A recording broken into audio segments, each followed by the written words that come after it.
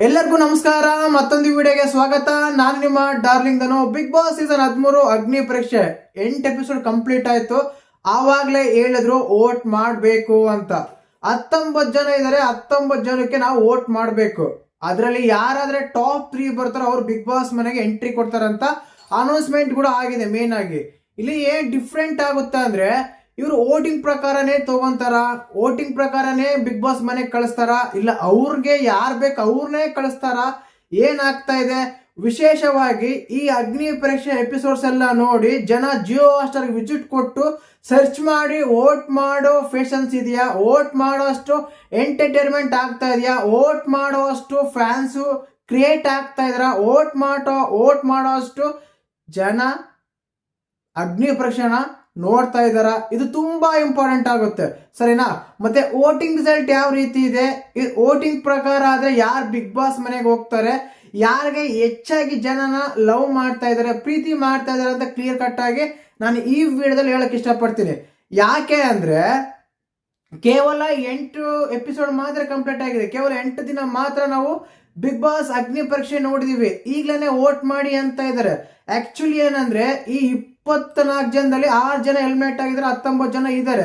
ಅದಾದ್ಮೇಲೆ ಎಲ್ಲಾ ಲ್ಯಾಂಗ್ವೇಜ್ ಗಳಲ್ಲಿ ಏನಾಗ್ತಂದ್ರೆ 10ರಿಂದ 15 ಜನ ಮಾತ್ರ ಉಳಿಸ್ಕೊಂಡಿದ್ದಾರೆ. ಬಟ್ ಅದರಲ್ಲೂ ಕೂಡ 5 ಮೆಂಬರ್ಸ್ ಎಂಟ್ರಿ ಕೊಡ್ತಾರೆ ಅಂತ ಹೇಳ್ತಾ ಇದ್ದಾರೆ. ಬಟ್ ಕನ್ನಡದಲ್ಲಿ ಮಾತ್ರ ಕೇವಲ 3 ಜನ ಮಾತ್ರ ಎಂಟ್ರಿ ಕೊಡ್ತಾರೆ, ಅದು ಕೂಡ 19 ಜನದಲ್ಲಿ ಅಂತ ಹೇಳ್ತಾ ಇದ್ದಾರೆ. ಒಂದಿನಕ್ಕೆ 1 ವೋಟು. ಒಂದು ವಿಶೇಷವಾಗಿ ಹೇಳಕ್ ಇಷ್ಟಪಡ್ತೀನಿ, ಈ ಒಂದು ಅಗ್ನಿ ಪರೀಕ್ಷೆಯಲ್ಲಿ ಇಲ್ಲಿವರೆಗೂ 8 ಎಪಿಸೋಡ್ ಆಗಿದೆಲ್ಲ, ಇಲ್ಲಿವರೆಗೂ ಹೇಳ್ತೀನಿ ಯಾರಲ್ಲೂ ಟಾಪ್ 3 ಅಲ್ಲಿ ವೋಟಿಂಗ್ ಅಲ್ಲಿ ಇದ್ದಾರೆ, ಯಾರು ಹೋಗ್ತಾರೆ ಅಂತ. ದಯವಿಟ್ಟು ಚಾನಲ್ ಯಾರನ್ನ ಹೊಸ ನೋಡ್ತೀರಾ, ಮಿಸ್ ಮಾಡ್ತಾರೆ, ಸಬ್ಸ್ಕ್ರೈಬ್ ಮಾಡಿ, ಲೈಕ್ ಮಾಡಿ, ಶೇರ್ ಮಾಡಿ. ತುಂಬಾ ಜನ ವಿಡಿಯೋ ನೋಡ್ತೀರಾ ಬಟ್ ಲೈಕ್ ಮಾಡ್ತಾ ಇಲ್ಲ. This is my humble request. ವಿಡಿಯೋನ ಲೈಕ್ ಮಾಡಿದ್ರೆ ಈ ವಿಡಿಯೋ ಬೇರೆಯವರಿಗೆ ಗೊತ್ತಾಗುತ್ತೆ, ನೋಡ್ತಾರೆ, ಸಜೆಸ್ಟ್ ಮಾಡುತ್ತೆ, ನಮ್ಗೆ ಹೆಲ್ಪ್ ಆಗುತ್ತೆ, ಸರಿನಾ? ಇನ್ನು ವಿಷಯಕ್ಕೆ ಬರ್ತೀನಿ. ತಮ್ಬ್ಲೈನ್ ಮೇಲೆ ಹೆಡ್ಲೈನ್ ನೋಡಿರ್ತೀರ, ಕುಮಾರಿ ಕಣ್ಣೀರಿಗೆ ಕರಗಿದ ಕರ್ನಾಟಕ ಅಂತ. ಇಲ್ಲಿವರೆಗೂ 100% ಆಗಿ ಹೇಳ್ತೀನಿ. ಕಾರಣ ಏನಂದ್ರೆ, ನೀವು ಟಾಸ್ಕ್ ಆಡಿದಿರಾ, ಜಗಳ ಆಡಿದಿರಾ, ಜೊತೆಗೆ ಎಂಟರ್ಟೈನ್ಮೆಂಟ್ ಮಾಡಿದಿರಾ, ನಮಗದೆಲ್ಲ ಸಂಬಂಧನೇ ಇಲ್ಲ ಗುರು. ಒಂದ್ಸಲ ಕಣ್ಣೀರ್ ಹಾಕಿದ್ರ, ಫ್ಯಾಮಿಲಿ ಬಗ್ಗೆ ಎಮೋಷನ್ ಆಗಿ ಸ್ಟೋರಿ ಹೇಳಿದ್ರ, ಕತೆ ಮುಗೀತು. ನಾವು ಅವ್ರಿಗೆ ವೋಟ್ ಹಾಕೋದು. ಈ ವಿಷಯ ನಾನು ಏನಕ್ಕೆ ಹೇಳ್ತೀನಿ ಅಂದ್ರೆ, ನಾನು ಯೂಟ್ಯೂಬ್ ಚಾನಲ್ ನಲ್ಲಿ ಪೋಲ್ ಹಾಕಿದ್ದೆ.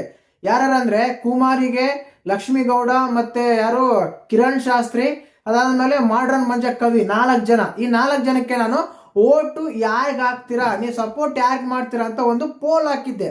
ಆ ಪೋಲ್ ಅಲ್ಲಿ ಆಲ್ಮೋಸ್ಟ್ 60 to 70% ಕುಮಾರಿ ಅವರಿಗೆ ವೋಟ್ ಹಾಕ್ತಿವಿ, ಕುಮಾರಿ ಅವರನ್ನ ಬಿಗ್ ಬಾಸ್ ಮನೆಗೆ ಕಳಿಸ್ತೀವಿ ಅಂತ ಹೇಳ್ತಾ ಇದಾರೆ. ಇಲ್ಲಿವರೆಗೂ ಟಾಸ್ಕ್ ಆಡಿಲ್ಲ. ಒಂದು ಎಮೋಷನ್ ನಲ್ಲಿ ಅದೇನಂತೀವಿ ಮಾತು, ಫ್ಯಾಮಿಲಿ ಬಗ್ಗೆ ತುಂಬಾ ಅದ್ಭುತವಾಗಿ ಮಾತಾಡಿದ್ರು. ಮತ್ತೊಮ್ಮೆ ಹೇಳಕ್ ಇಷ್ಟಪಡ್ತೀನಿ, ಏನಂದ್ರೆ ಅದು ನಾಟಕನ, ನಿಜಾನ, ಆ ಕತೆ ನಡೆದಿದ್ಯಾ, ದಿನಕ್ಕೆ 150 ರೂಪಾಯಿ ಸಿಗ್ತಾ ಇದೆಯಾ, ಬರ್ತಾ ಇದೆಯಾ, ನಾವು ಅದೆಲ್ಲ ಕೇಳಲ್ಲ ಗುರು. ಎಮೋಷನಲ್ ಕನೆಕ್ಟ್ ಆಗಿದೀವಿ, ನಾವು ವೋಟ್ ಹಾಕ್ತಿವಿ, ಅವ್ರನ್ನ ಬಿಗ್ ಬಾಸ್ ಮನೆಗೆ ಕಳಿಸ್ತೀವಿ. ಈಗಲೇ ಹೇಳ್ತೀನಿ, ಬರೆದಿಟ್ಕೊಳ್ಳಿ, ಕುಮಾರಿ ಅವರು ಬಿಗ್ ಬಾಸ್ ಮನೆಗೆ ಹೋಗುವ ಸಾಧ್ಯತೆ ತುಂಬಾ ಅಂದ್ರೆ ತುಂಬಾ ಹತ್ರ ಇದೆ. ಆಲ್ಮೋಸ್ಟ್ 80% ಅವರೇ ಹೋಗಬಹುದು ಅಂತಿದೆ. 3 ಜನ ಅಂತ ಹೇಳ್ತಾರಲ್ಲ, ಅದ್ರಲ್ಲಿ ಒಬ್ರು ಇವರು ಫಿಕ್ಸ್ ಆಗ್ಬಿಡಿ. ಇನ್ನು 2 ಯಾರ ತುಂಬಾ ಮುಖ್ಯ ಆಗುತ್ತೆ, ಸರಿನಾ? ಅದಾದ್ಮೇಲೆ ನಮಗೆ ಈ 19 ಜನದಲ್ಲಿ ಬಿಗ್ ಬಾಸ್ ಮನೆ ಬರೋವರೆಗೂ ಆಲ್ಮೋಸ್ಟ್ ಯಾರಿಗೂ ಮುಖ ಪರಿಚಯ ಇಲ್ಲ. ಯಾಕೆ ಅಂದ್ರೆ 10,000, 20,000, ಇಲ್ಲ ಅಂದ್ರೆ 5,000, 4,000, 1,000 ಇಷ್ಟು ಜನ ಇನ್ಸ್ಟಾ ಫಾಲೋವರ್ಸು, ಕೆಲವು ಜನ ಯೂಟ್ಯೂಬ್ ಚಾನಲ್ಸು ಈ ರೀತಿ ಇದಾವೆ. ಕೆಲವರು ಯೂಟ್ಯೂಬ್ ಚಾನಲ್ ಇಲ್ಲ, ಕೇವಲ ಇನ್ಸ್ಟಾಗ್ರಾಮ್ ಅಲ್ಲಿ ಮಾತ್ರ ಇದಾರೆ. ಆ ರೀತಿ ನಾವು ಮುಖಗಳು ನೋಡಿದೀವಿ. ಆದ್ರೆ ಈ 19 ಜನಕ್ಕೆ ವೋಟ್ ಹಾಕ್ತಾರ ಗುರು ಹುಡ್ಕೊಂಡು ಹೋಗೋದ್ರೆ ಐ ಡೋಂಟ್ ಬಿಲೀವ್ಡ್. ಕಾರಣ ಏನಂದ್ರೆ, ಇನ್ನು ಅಷ್ಟೇನು ಇಂಟ್ರೆಸ್ಟ್ ಕೊಟ್ಟು ನೋಡ್ತಾ ಇಲ್ಲ, ಅಷ್ಟೇನು ಕಾವೇರ್ತಾ ಇಲ್ಲ ಅಗ್ನಿ ಪರೀಕ್ಷೆ ಅನ್ನೋದು, ಸರಿನಾ?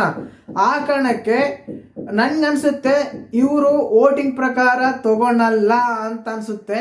ನೋಡೋಣ. ಬಟ್ ವೋಟಿಂಗ್ ಪ್ರಕಾರ ತಗೊಳ್ಳೋದಾದ್ರೆ ನಿಜ ಅಂದ್ರೆ ಮೊದಲನೇ ಸ್ಥಾನದಲ್ಲಿ ನಾನು 19 ಜನ ರಿಸಲ್ಟ್ ಹೇಳಕ್ಕೆ ಇಷ್ಟಪಡಲ್ಲ ನಾನು.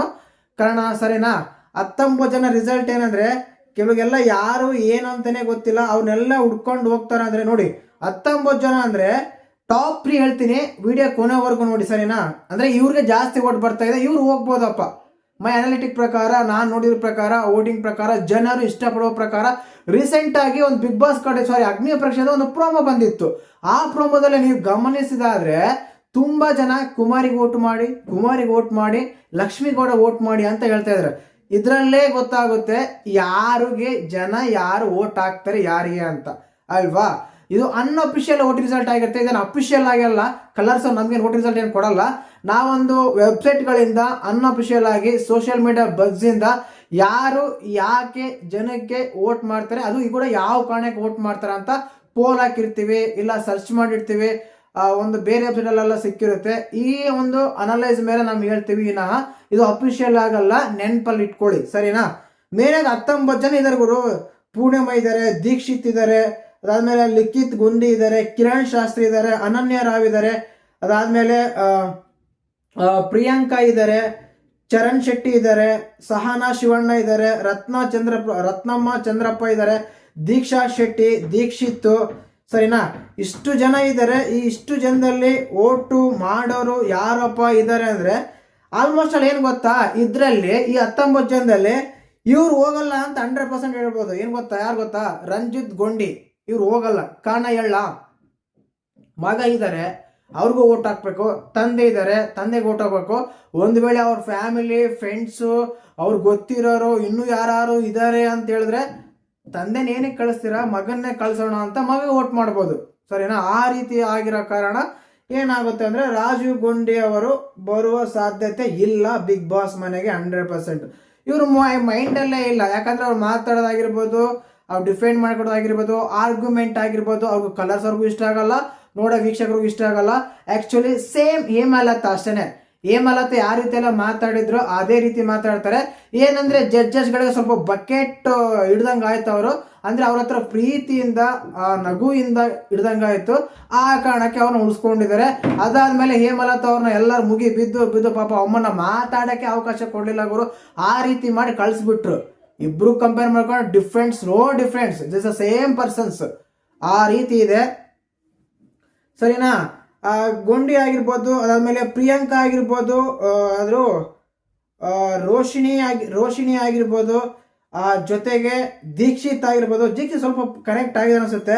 ಅದಾದ್ಮೇಲೆ ಅನನ್ಯ ಆಗಿರ್ಬೋದು, ಸಹನಾ ಶೆಟ್ಟಿ ಆಗಿರ್ಬೋದು, ಜೊತೆಗೆ ಲಿಖಿತ್ ಗೊಂಡಿ ಆಗಿರ್ಬೋದು, ರತ್ನ ಚಂದ್ರಪ್ರಭು ಆಗಿರ್ಬೋದು. ಇವರೆಲ್ಲ ಹೋಗೋ ಚಾನ್ಸಸ್ ಇಲ್ಲ ಅಂತಾನೆ ಹೇಳ್ಬೋದು. ಏನಕ್ಕಂದ್ರೆ ಅಷ್ಟು ಜನ ಕನೆಕ್ಟ್ ಆಗಿಲ್ಲ. ಇನ್ನೂ ಒಂದು 8 ಎಪಿಸೋಡ್ ಆಗಿದಾವಲ್ವಾ, ಇನ್ನೂ ಒಂದು 8 ಎಪಿಸೋಡ್ ಬರುತ್ತೆ ಸರಿನಾ. ಟೋಟಲ್ 15-16 ಎಪಿಸೋಡ್ ಬರ್ತವೆ.